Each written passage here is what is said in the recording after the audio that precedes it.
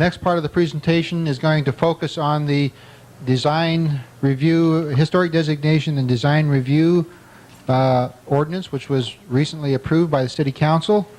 This will have an impact on anyone who lives within a historic district, but it is part of our effort to protect these resources, which Dick Thomas enlightened you on this morning. So again, we're running a little behind schedule, so we're going to get right into this part of the presentation. Leah, you might introduce yourself. Okay.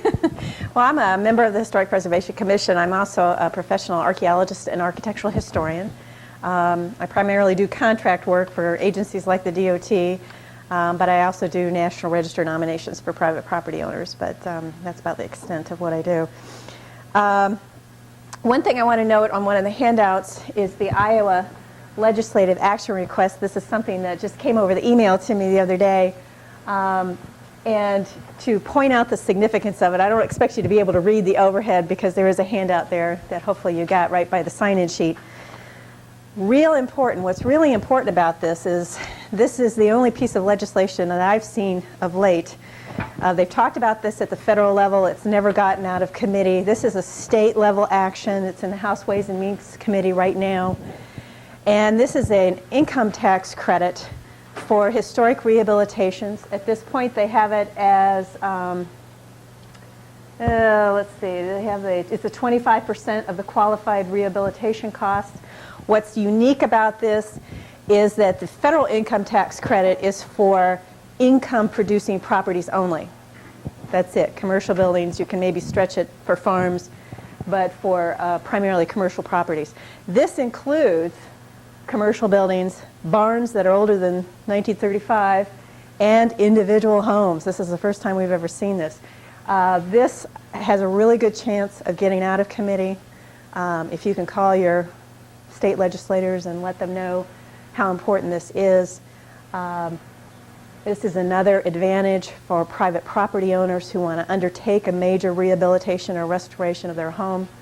Another tax benefit for that. And note that to be eligible for it, the property must be listed in the National Register as an individual building or have historic significance within a historic district, which means it's designated as the contributing versus a non-contributing building to that district.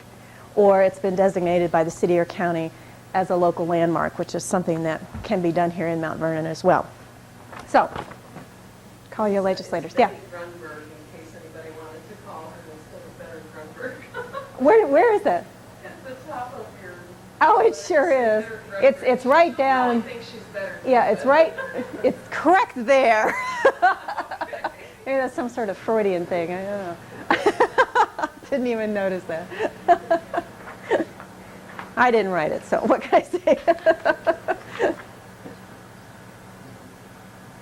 In addition to the handouts we have here up on the table, there's also some reference materials up here that are not for the taking, but if you want to take some notes on where these are available. Some of them are websites, like the Old House Journal, that has some good restoration and rehabilitation information.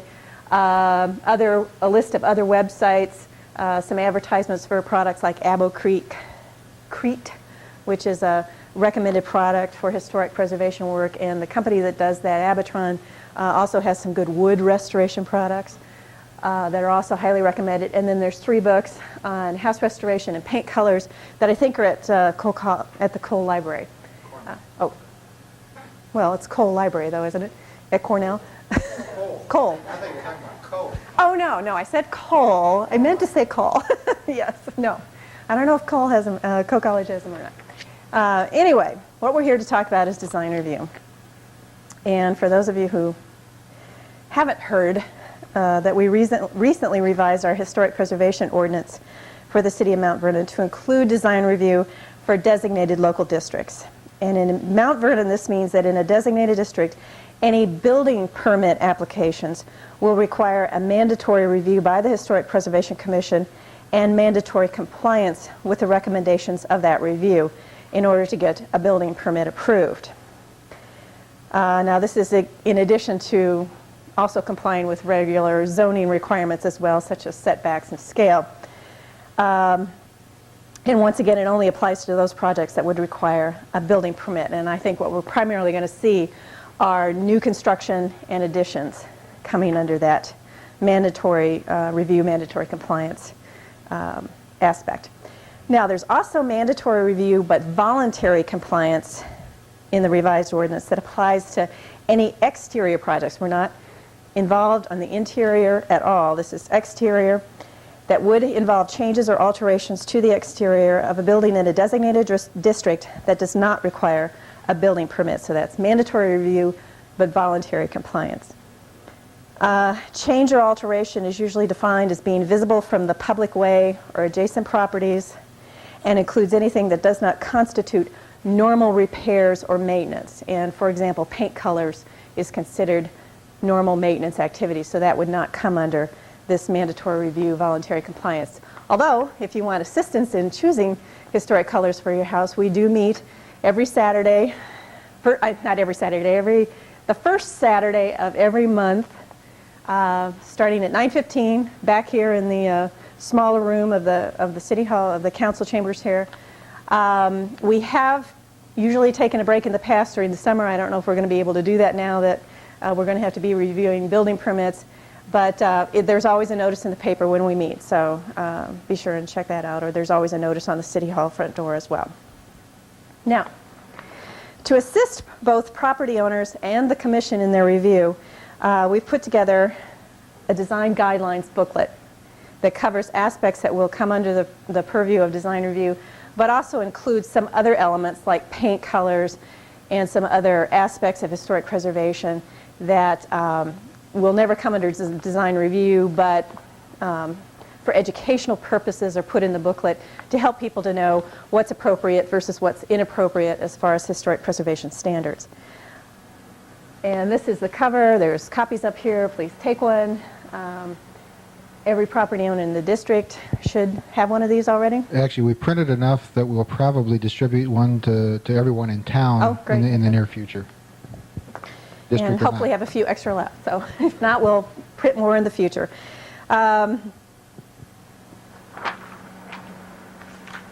It's not the only thing that can be used for the review process. We're also going to be using, as the ultimate guidebook, here's the Mount Vernon Guidelines, and this is the text version of the Secretary of Interior Standards for Rehabilitation. This is the ultimate Bible, so to speak, for what's appropriate versus what's inappropriate in historic preservation. So what's not covered in our booklet is covered in here. This is put out, as I said, by the Secretary of Interior as part of the National Park Service. They are also the keepers of the National Register of Historic Places. So these standards are tied into integrity issues for National Register properties. There's also an illustrated version of this, and these are free. You can bring up the National Park Service website and order them off the website, or you can write to the National Park Service and get these. The State Historical Society sometimes has some that they can give out too. But there's also an illustrated version that is even more user-friendly than this one. That's real helpful. Okay.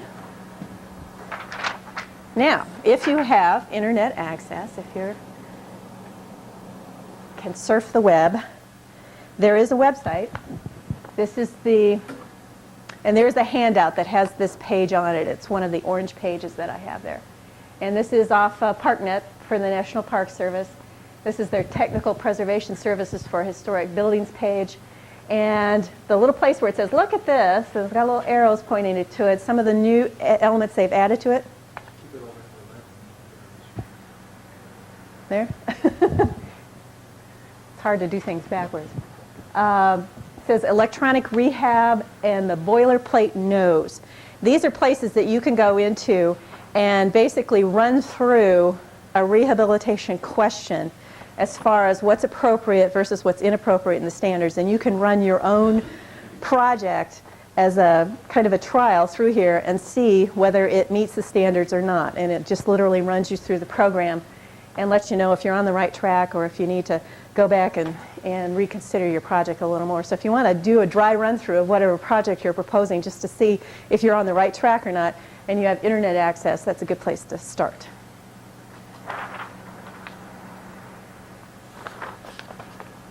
Now we're going to do a multimedia presentation here. Now, Why have design review? I'm glad Dick had his presentation first because he pointed out to you over and over and over again what's the historic defining characteristics and components that are important in the building stock right here in Mount Vernon. Mount Vernon may not necessarily be a unique place as far as historic towns in general go in the United States, and it may not be as nationally important as some other places might be. It is still a resource that has been recognized at the national level as being worthy of recognition and worthy of preservation and protection. That's what listing in the National Register of Historic Places means. It's not just us here in the town saying this important, even though we are. It's also the state and the National Park Service agreeing with that statement.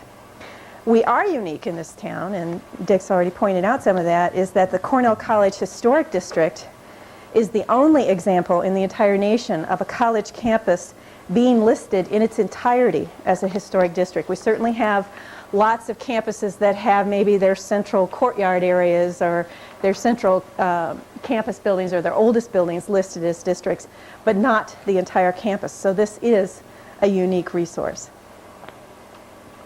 And of course, this is King Chapel, another view.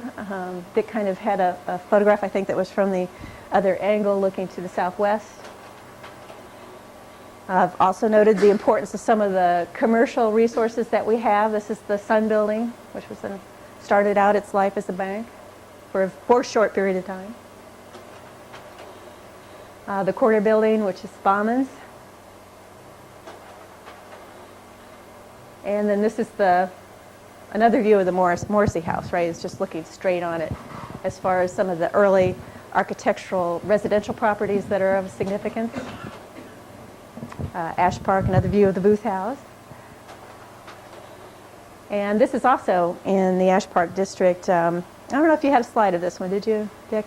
Another one that has an interesting tower effect on the corner of it, that one of these late Victorian with a nice decorative details in the shingle siding underneath the roof line, and one of those nice little fanciful decorative porches that wraps around on the front. Now, this is not in a historic district. I am going to show you some buildings that might be individually eligible for the National Register or might be eligible as part of a multiple property nomination. A lot of the brick houses that are scattered across the town would be eligible under a multiple property thematic type of nomination. But we also do have buildings of significance that are important enough either historically or architecturally that they could stand alone as a National Register property outside of the district. And even though they won't come under design review, we're hoping that the owners of the property will use the design guidelines in any decisions that they make about these houses. And I would also say that anytime you want some assistance on a restoration or a rehabilitation project that you're doing, or like I said, in selecting historic paint colors for your house, the commission is available. Right. Either come to the meeting or contact one of the commission members and Yeah, see if you can get that kind of assistance. Yeah, the Historic Preservation Commission should be viewed as another resource for the city, and anyone who has a house in the city is more than welcome to address one or more members of the commission, either at a meeting or outside of a meeting, for what in essence amounts to a free consultation. Right, right. And I would also point out, I'm a professional architectural historian. Dr. Thomas also has that expertise. Ed is an architect that works in historic projects as well, so there is some professional expertise as well as others on the commission that have gone to training sessions and have done a lot of reading, who live in historic homes themselves and done restoration projects, rehabilitation, painting projects that are available. So there is a resource there to tap into that enough people don't do. I mean, we are here and we are available for that kind of assistance. And there are 12 members on the commission, so if you can't get one to answer your question, there should be somebody on the commission that could help you out. Or else just come to one of the meetings and ask your question when we're all there in the same room. Lovely little home, one of these Queen Anne style with a beautiful curved wraparound porch, just chock full of all kinds of details in the gable ends, on the little dormers, on the porch itself, and the little Palladian window, which is the I'm going to use my pointer here, little Palladian window here, which is a nice detail in the gable end. These are all defining important historic architectural and historical characteristics of that house style and that particular home. This is an interesting example, very prominent, another type of Queen Anne style house, much larger scale. Some of the important details, the little two-story bay window with the hip roof coming off the roof, giving a little more texture and busyness to the roof line, which is a real Queen Anne type of hallmark signature. Another one of these Palladian windows, a little different perspective there. It's a little more elongated than the last one we saw. And then the gable ends, which do have some decorative details.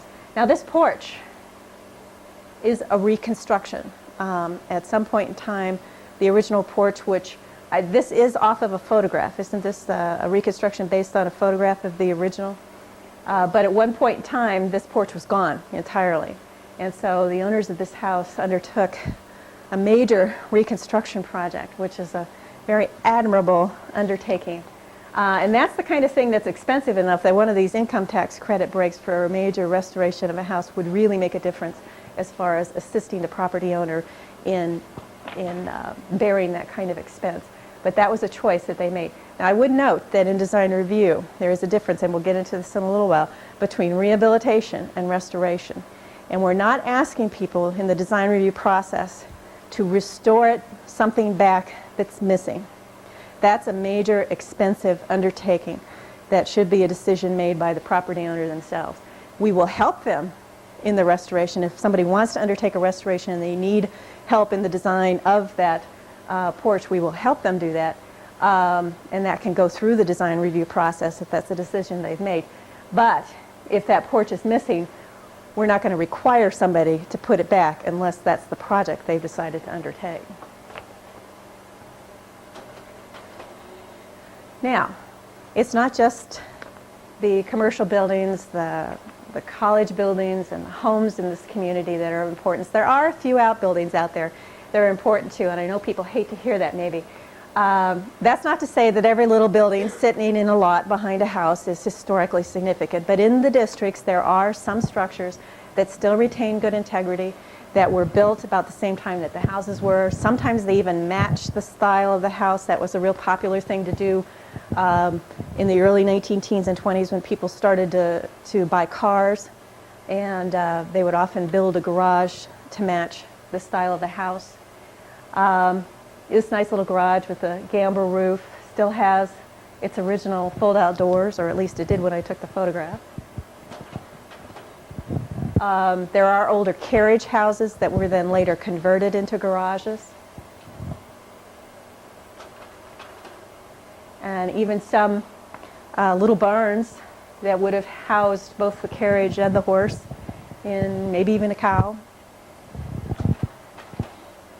And another very prominent carriage house that was converted into a garage later with this wide overhead door.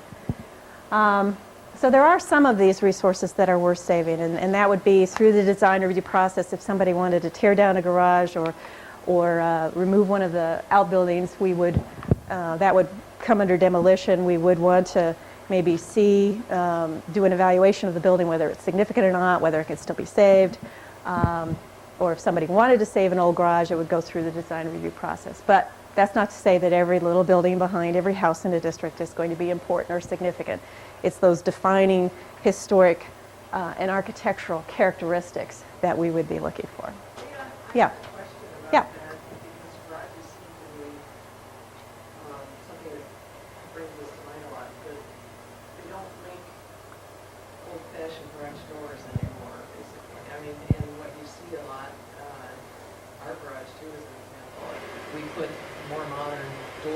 Because the old doors were not functioning anymore, and we didn't even think about replicas.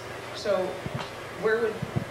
is that an example that you could describe what the commission review process would go through? Sure. Would there be some flexibility as far as if somebody wanted to save the structure but put a more modern door on it? I've got a couple of examples in the presentation following Leah's.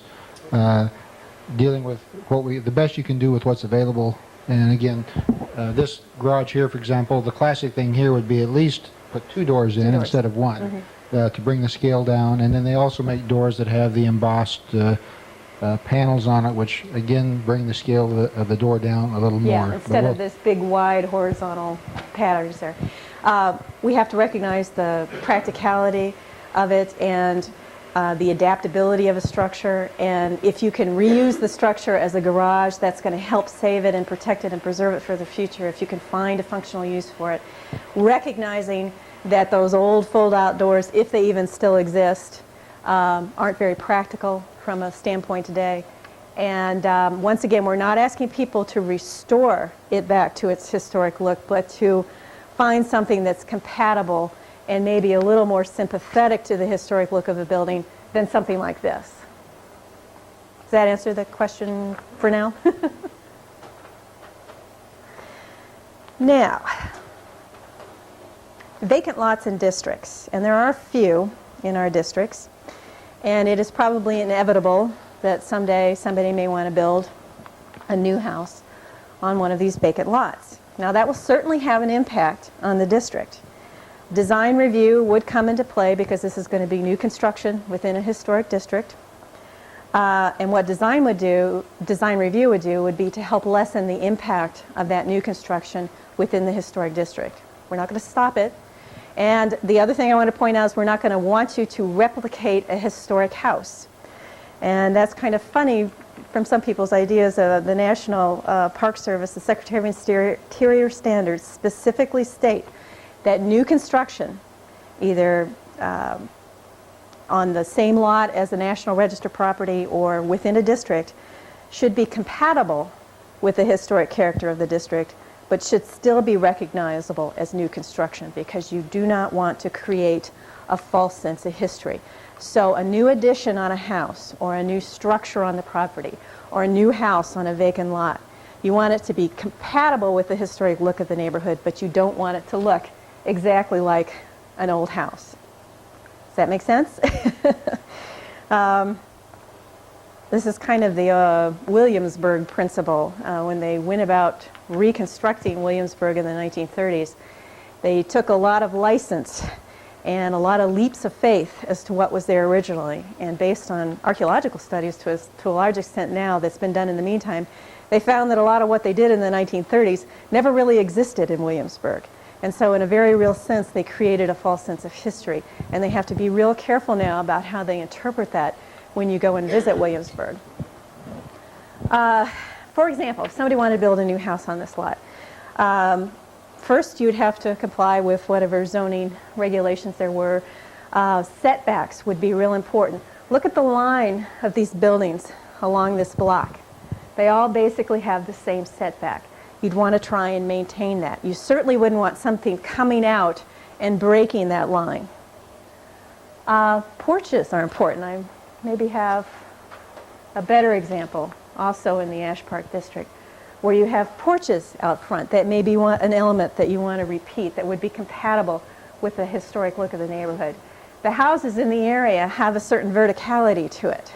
So instead of plunking down a strong horizontal new construction, you may want to take a design that repeats some of these elements. Gabled roof or steeper pitched hip roof, maybe repeating some of the gable elements, but still be recognizable as modern construction. That's what design review would do in this type of instance.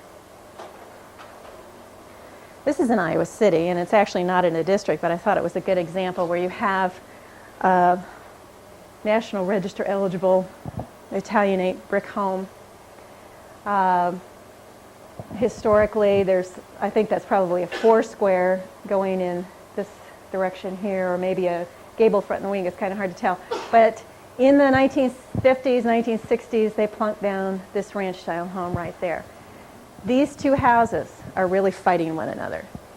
And as a result, the whole rhythm of the street, you now have this ranch home that juts out. The perspective's a little funny here. These setbacks are actually pretty much the same, but this juts out in front in relation to that. Plus, the ranch-style house, strong horizontal emphasis. It kind of grew out of, it's kind of a revival of the prairie style in some ways.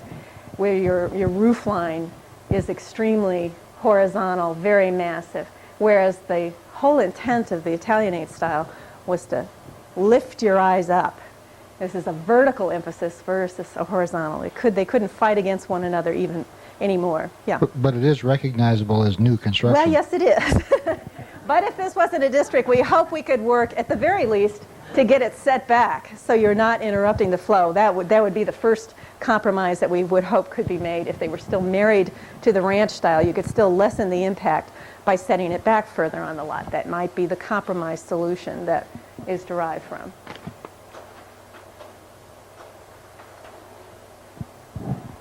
Okay, alterations. Inappropriate alterations and additions will have a negative impact on the integrity not only of the individual building, but the district as a whole.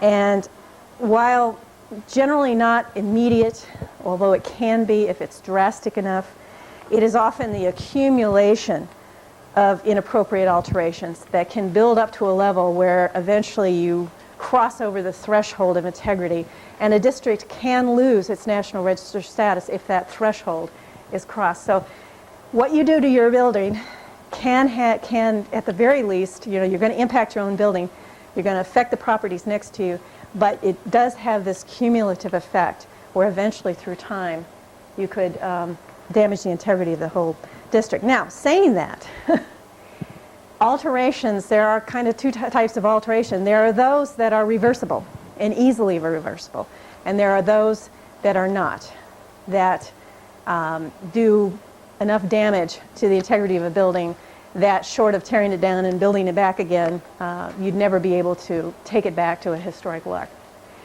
This type of alteration, even though very dramatic, where they've literally put aluminum siding on a brick building, this building here would have been very similar to this building here. But when they did it, they did some very good things. Number one, this is just bolted on to the facade. The windows are still there. This is just cover up. Historic preservationists call this a slip cover. Fairly easy to reverse. They also left the pressed tin cornice up there. Very important, one of these defining characteristics of a building. They could have easily taken that off because those things do leak, they do rust, they do, they're hard to paint, all that kind of good stuff. They could easily have taken that off, but they didn't. They left that on. So this is the type of alteration that, while dramatic, it can be reversed. It's not that that bad. We would hope that somebody would not do that today, particularly in a historic district. But it's not the worst case scenario either. This was a little more dramatic, this one right here. This is not just a slip cover, but the cornice has also been removed. And I don't know if it was removed at the time that this was done or if it had been long gone before they even put this on there. But that's pretty dramatic. And I don't know if that's actually covering up windows or if there was more done as far as infill of the windows or not. But that one's a little more dramatic and it's going to be a little harder to reverse than the other building.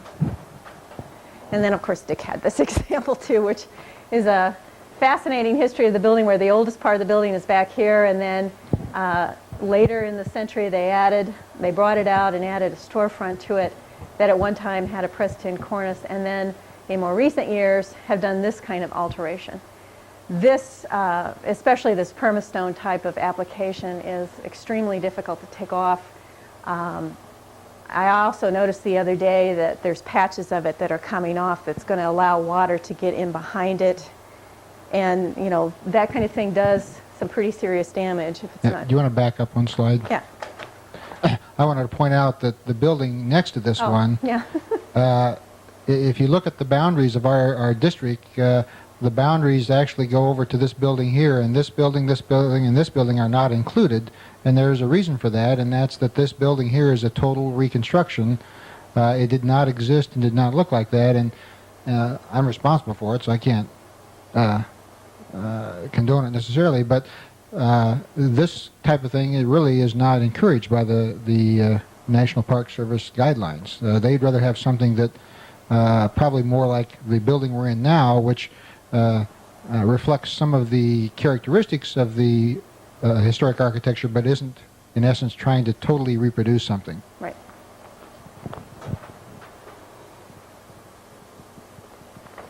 So difficulty of reversibility and whether or not that's ever going to be possible. And what makes this even more dramatic is that it's a corner building. The corner buildings in any commercial district are the key buildings from an architectural standpoint because that's where you see more than one side of the building. And they're also the prominent views that people see when they go through town, in and out of town. So this type of alteration is certainly not encouraged. Now, there are some types of alterations that have been done that are fairly easily reversible, and at lunchtime I want you to go out and take a look at this building because this has changed. It now has a more compatible color treatment, paint color treatment on the first floor facade, and the worst part of this was probably this door here, which is not historic at all. It would never really have been appropriate for a commercial building type of construction anyway, and of course this door, while functional, doesn't have a whole lot of character to it.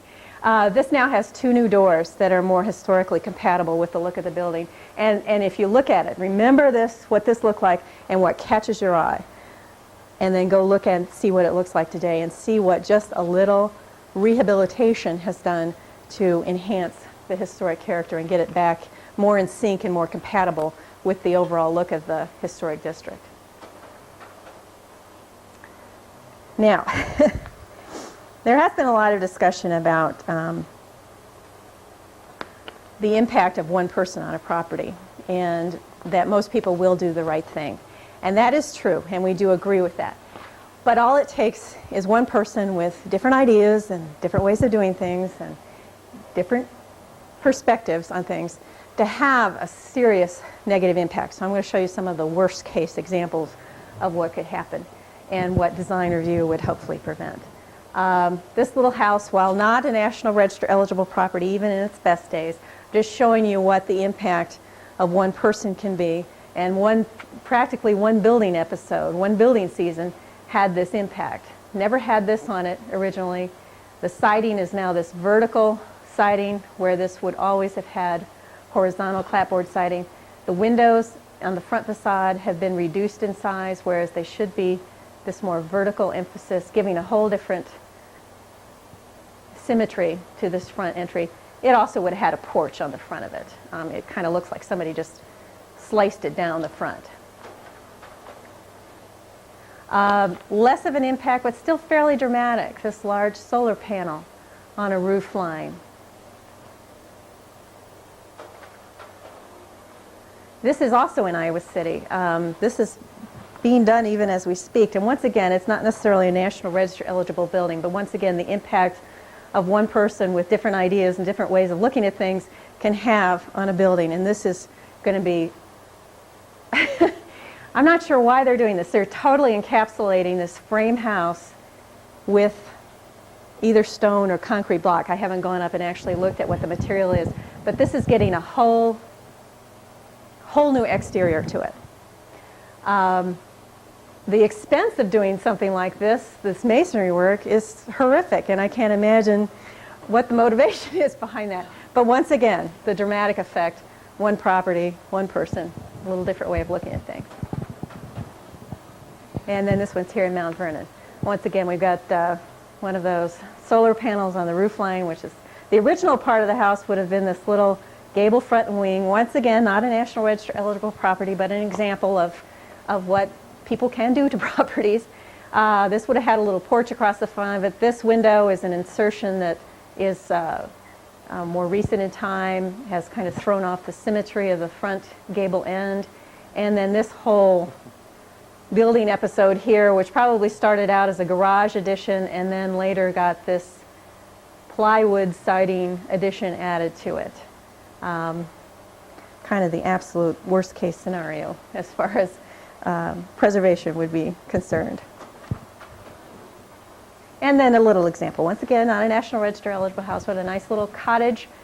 And what is, when you change the symmetry, particularly as Dick was talking about, the window openings, the door openings, porches, and roof lines, you totally change the original design of the house.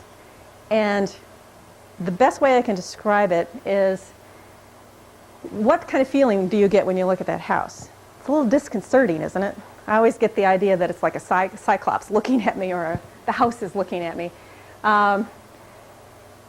This it would never have had a large single pane window in it like this. I don't know what the original fenestration was like on this. It probably had at least maybe two single windows, double hungs over here. I don't know if the door entry was originally there. It probably would have had a porch across it. But anyway, and then the use of the wide siding as opposed to going with a more narrow width that would have been more compatible with what was originally on there. Dramatically affects not only the integrity of the building, but the historic look of it. And if this was in a district, would definitely be non-contributing, but it would also have an effect in the district as a cumulative whole as well. Not quite as dramatic, not quite as bad. There's some real good things about this rehab. I would maybe go with a little wider width on the replacement siding, but it's the right idea, kind of a clapboard type of siding.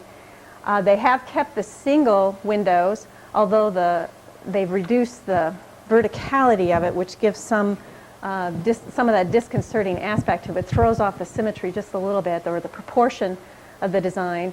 Of course, the awnings, which is just a tack-on, can easily be removed. Those also add another element to it, which brings it into another time and another place. Probably the worst part of this was removing the original porch posts and replacing them with these wrought iron posts. The problem with wrought iron posts, you get a little distance away from them and they disappear. You just can't see them, become invisible. And for all intents and purposes, what this looks like is the porch hood is now just floating in air.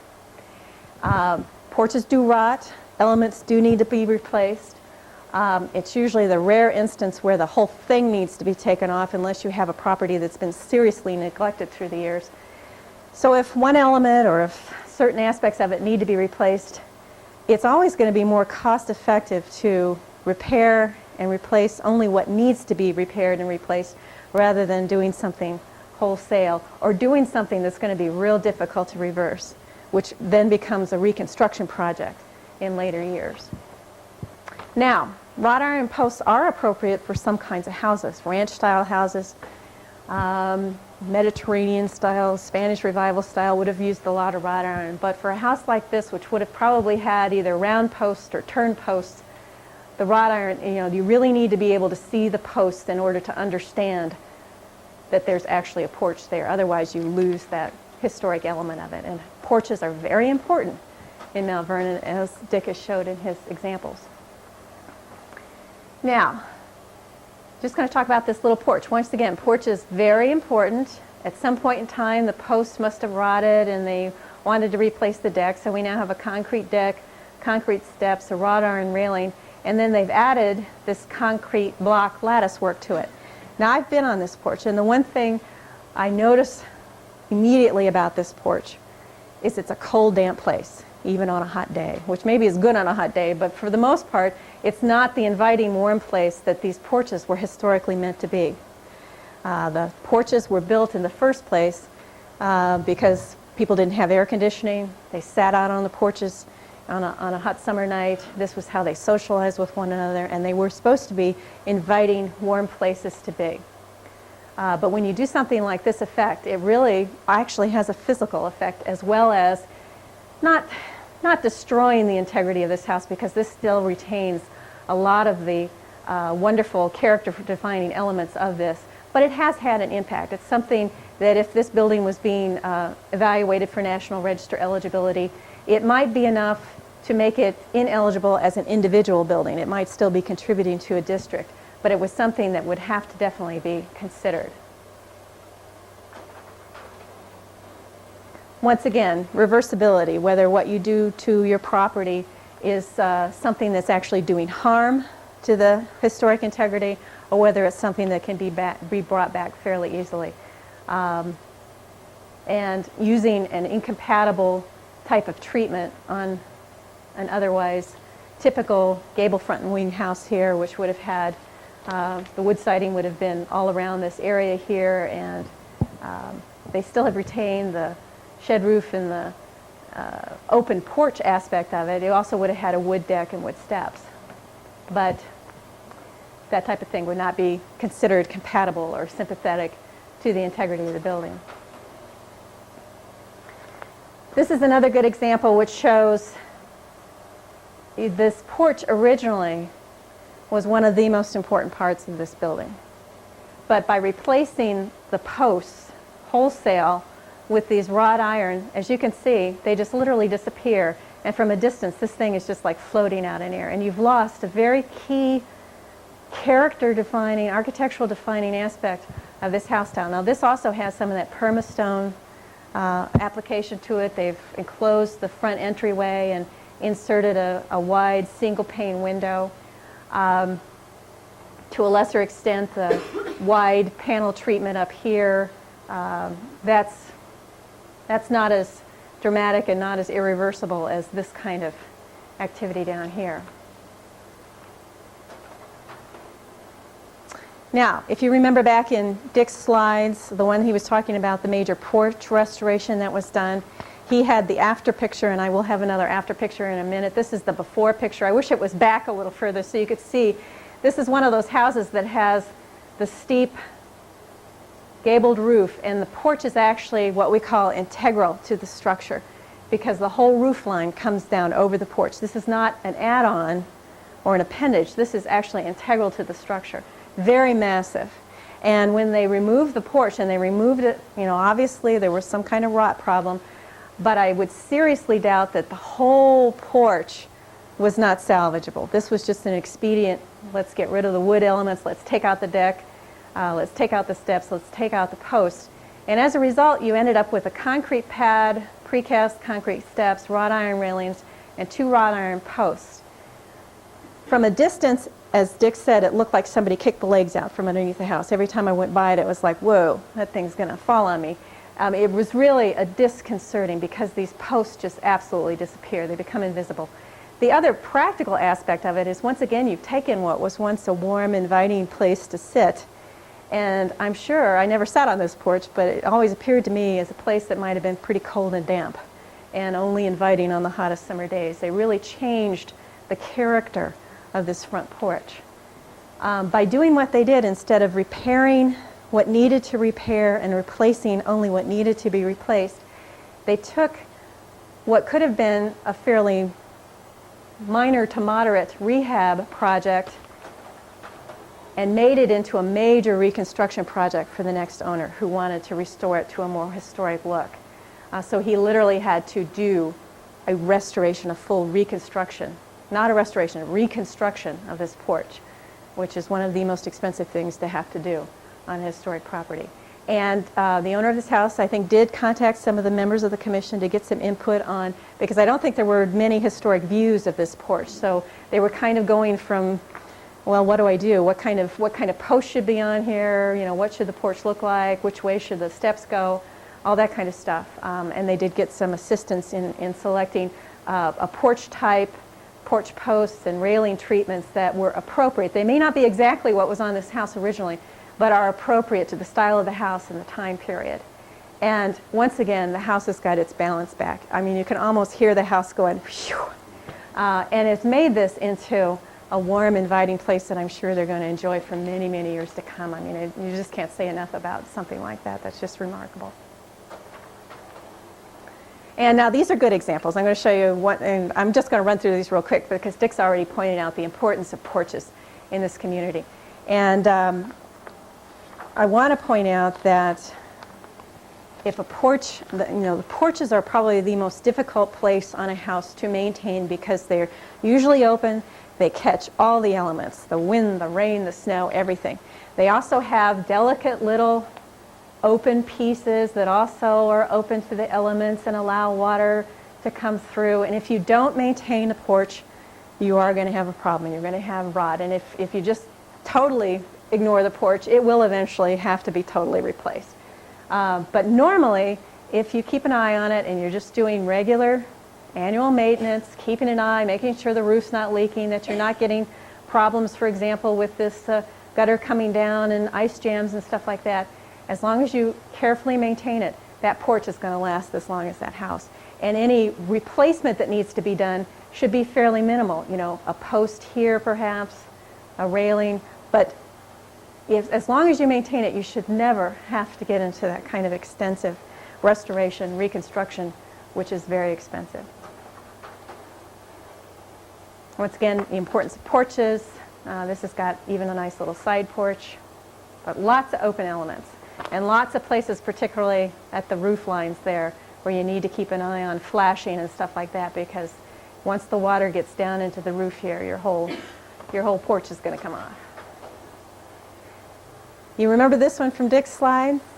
He showed the after since it's been painted.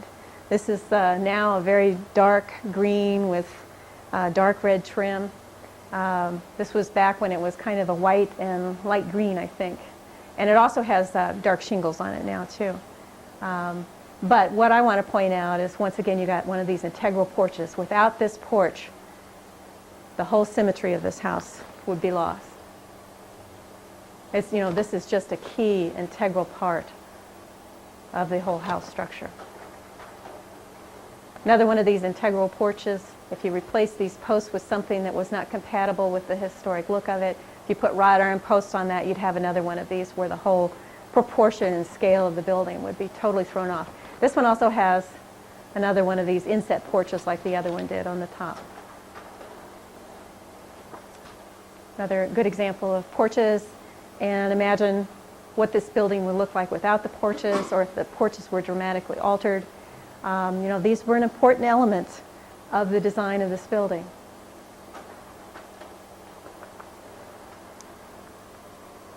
Okay. The basic tenets of historic preservation, and this is from the Secretary of Interior guidelines put out by the National Park Service, is that you should always first protect and maintain. Maintenance will always be cheaper than repair or replacements. If you maintain your property on an annual basis, you should never have to get into the expensive aspects of restoration or reconstruction. However, if something needs repair, then you should always repair what can be repaired instead of just ripping it out. There are a lot of materials these days, such as Abocrete and Abitron, which is a wood replacement product that does remarkable stuff. It's recommended by the historic preservation community. You can even use it to replace a whole rotted base on a column. It dries as hard, if not, it's just as durable as wood. When you sand it and paint it, it has a wood look to it. It's entirely compatible. It's a lot cheaper than replacing whole scale the whole column, and is recommended by the historic preservation community. So repair what can be repaired. It's also often the least expensive way to go. Now, if something cannot be repaired, if it hasn't been maintained through the years, if there's major rot, if it's simply just too far gone, there's just not enough material left there to work with, then the final step would be to replace the item or material with components that match as closely as possible the original item in scale, type, and materials. However, once again, there are a lot of new synthetic materials out on the market, some real remarkable stuff that's come out in recent years that closely approximate wood and other historic materials, and yet they're synthetic. Some of these have not yet been approved by the National Park Service. I imagine they're going to be in the very near future. Things like, there's, what is it, a concrete type of siding? Yeah, cement-based siding that looks like wood. It's obviously more durable than wood. It paints up like wood. As we get into the more and more into the aspect where wood siding is going to be hard to obtain, we're in the point now where we're getting young growth versus old growth, so it's not even the same kind of siding anymore. These kinds of synthetic products are going to be more and more approved. What were the first two products that you mentioned replacements with? Abitron? Abitron Incorporated is the one, and this is for Abocrete. This is a concrete replacement material that they have. But Abitron is the company, and you can come up and take the address. They have their telephone, they have a 1-800 number, and get their catalog from them. They have a wood epoxy product that is also excellent that they do. But Abitron is one of the, you'll see these over and over again at historic preservation conferences, because this is one company that's putting out products that are highly recommended by the historic preservation community. Do you have that 800 number there? Yes, 1-800 445-1754. This is a 754. 1754. This is a company that's based in Kenosha, Wisconsin, so it's not even that far away.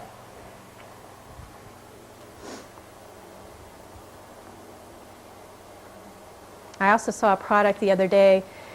If anybody had a slate roof, slate is extremely hard to obtain. It's extremely expensive. They now have a concrete product that they put into molds that are from old slate shingles, and they can do it colored to match the old slate shingles. You put those things up on the roof and you can't tell the difference.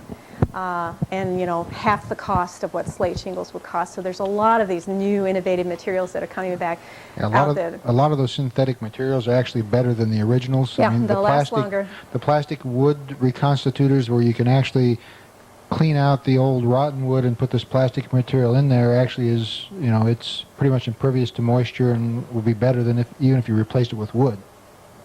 And like the replacement slate material I was talking about, the concrete shingles are actually slightly less in weight, so it doesn't put quite the strain on the roof that the slate shingles do. Not nearly too. as brittle. Yeah, yeah.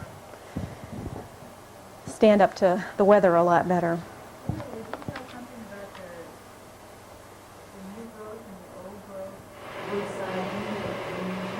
Well, the new growth is just not going to have quite the strength and durability that the old growth would. You may have more problems with cracking. You know, however, it's still, as long as you prime it and paint it correctly, as Donna will get to this afternoon, it will last.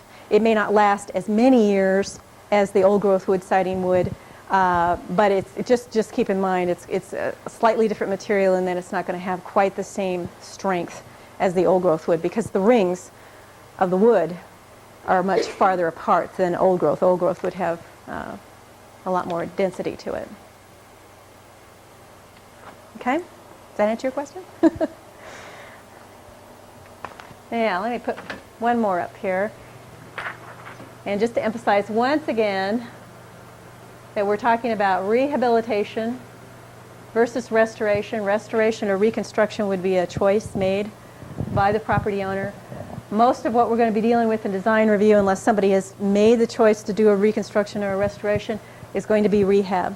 And that's going to involve repair, alterations, or additions. Additions being new construction. That while making possible a compatible use for property through repair, alterations, additions, while preserving those portions or features which convey its historical, cultural, or architectural values.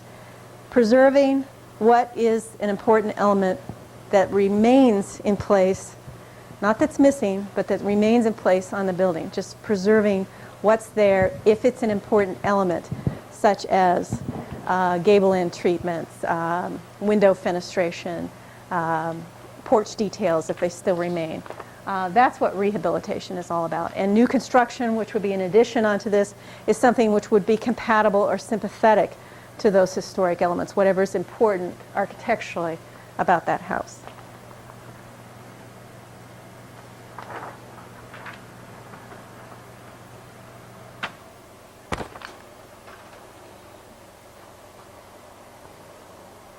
Okay, new construction and additions. This is probably the major instance that we're going to be dealing with in the design review process as far as the mandatory review, mandatory compliance is going to involve projects where somebody wants to put a new addition on their house or they want to build some type of new construction on their property.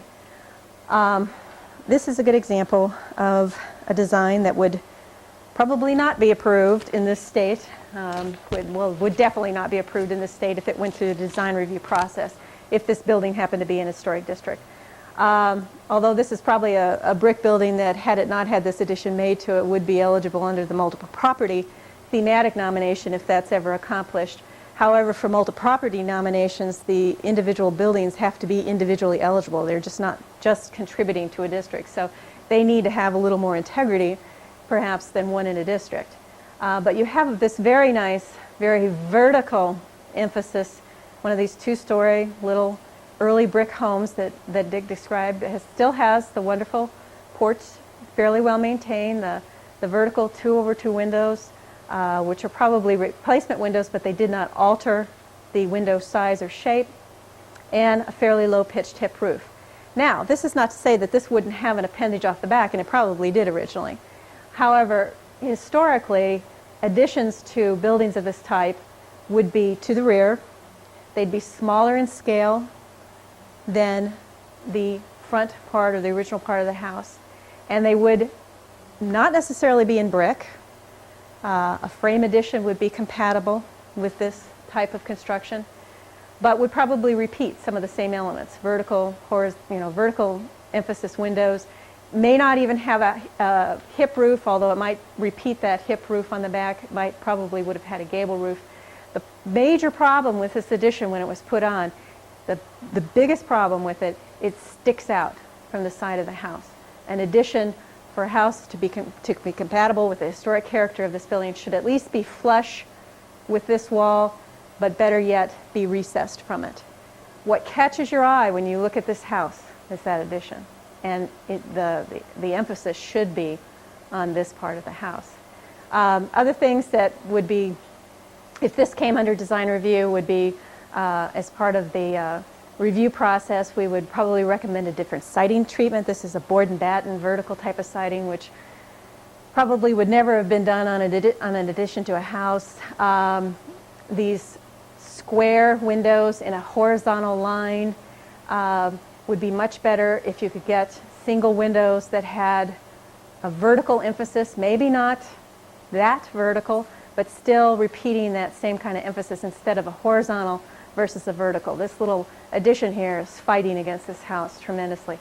The steep pitch of the shed roof is also a little too dramatic, and maybe the scale of this is a little too much. However, by just shoving this back and at least making it flush with this building and using a different siding and window treatment, would probably go through the review process just fine. You know, it's not that we don't want you to put an addition on your house, because a house like that is pretty darn small, and you are going to need more room to make this a viable and comfortable place to live. And historically, there would have been something eventually put on, if not originally, there would have been something eventually added on to the back of this house. So an addition is not inappropriate. It's just this could be more sympathetic to the historic look of the building. Right now, it's a detracting element rather than a compatible element. Okay, this is getting more into the compatibility range here. This type of house, this gable front and wing frame house, would typically have an addition off the back. Often it was the kitchen or a washroom, something like that, that was shed roof. So this roof line, and you could see the smaller scale of this. It's much more in balance with the scale of the building. It's on the back. It's not fighting for attention with the rest of the house. This wall is flush with the wall of the original house. The only things that might be compromise issues would be this has got vertical siding. Horizontal siding might be a little more compatible, although this vertical siding is not quite as dramatic as that is, because the depth of the channel is not as great. So as long as it's painted in a compatible color, that's not that bad. But a horizontal siding would probably work a little bit better. You'd still want, like I said, you'd still want this new construction to be recognizable as new. So a modern window is entirely appropriate.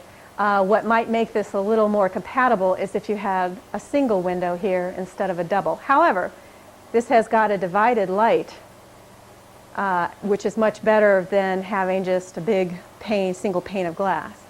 Another thing that might be recommended would maybe be to lessen the width of this eave, the eave board right here, so that it's a little more compatible with the narrowness of that. However, there's a lot of good things going on here too. This is actually, I believe, an old addition to this building. So seeing that, you know, additions were made, they didn't necessarily have to be the same material, but notice that they've repeated the roof type, but it's a smaller scale, it's off the rear of the building, it's not fighting against this house. They did go for a smaller window. However, even this small window still has a vertical emphasis to it and a divided light, so it is still compatible with that. If you wanted to make this disappear even more, you could always paint it a darker color. to make it blend in a little more. But this has got nice horizontal siding on it,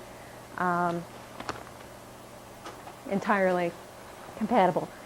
This is an addition. I don't know if this is this a two-step addition? Is the gable roof portion may be an old addition, and then there's a more recent addition off the back of that. The importance of this building is the two-story L-shaped gable with a tower on it, but it has been greatly enlarged off the back.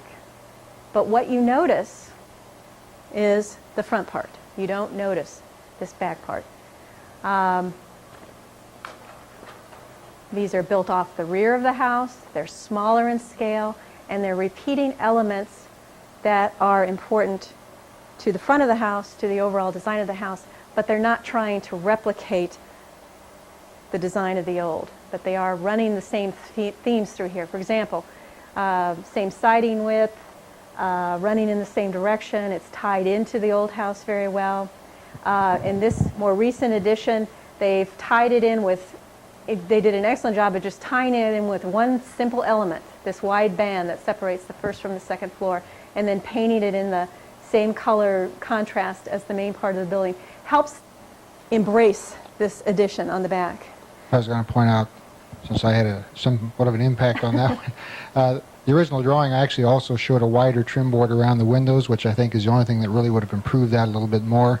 Right now they just look like they're punched openings, and to actually have emphasized the trim around the windows as it was originally drawn, I think would have helped it also. But otherwise, I think it's However, a pretty good... even on new construction, you know, you still want it to be recognizable as new construction, so you can recognize these are modern windows, and they don't have the same, look how tall those windows are. However, they do have more of a vertical than a horizontal emphasis, and they also have a divided light. So once again, you're making your new addition compatible with the old, and yet you're not trying to do a historic reconstruction or a replication project. Also, this low-pitched hip roof is also entirely appropriate. The additions either would have had a lower gable roof, smaller scale, or often kitchens attached to the back of a gable front and wing would have a very low-pitched hip roof to it, like a porch. Now, outbuildings. There is a lot of garage replacements going on, or new construction going on, and I would say the one thing, if you're considering doing that, is just to look around your neighborhood and see what's there historically. Where do they sit on the lot typically? What's the size range of the outbuildings in your area? What's the roof type? Basically, and that's, you know, the massing and the size are the key elements. This example, this is brand new garage, and you could see some older garages in the background, one of which is a hip roof, but there's also some gable ones. It's a double wide garage, but very small scale, and fits very well. It doesn't fight for attention in the neighborhood. It doesn't overwhelm the buildings next to it. It's an independent, detached structure, which a lot of these outbuildings were in the historic district because of the time period in which most of the houses were built. They didn't have